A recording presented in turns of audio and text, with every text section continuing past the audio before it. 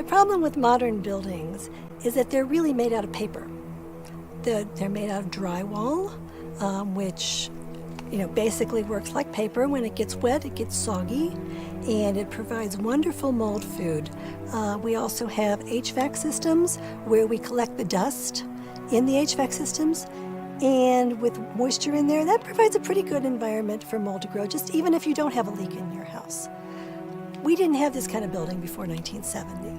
So a lot of the reason that this has emerged in the past 40 years is because we built buildings in ways that no one in civilization has ever done. I moved into an apartment on 5th Avenue, Central Park Views, everything that I ever wanted. A LEED certified building, so I thought for sure from an environmental perspective and from an air perspective, everything should be perfect. I started to recognize that when I walked from the elevator to my apartment door, just that short walk, I started wheezing a little bit. I didn't feel very well.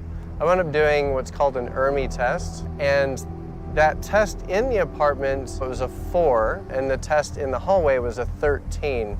The problem here is they didn't condition the air before they put it into the building. So if it was 90 degrees out here and 90% humidity, within minutes my hallway would be 90 degrees and 90% humidity, to the point where I could take my finger along the wall and actually have water on it.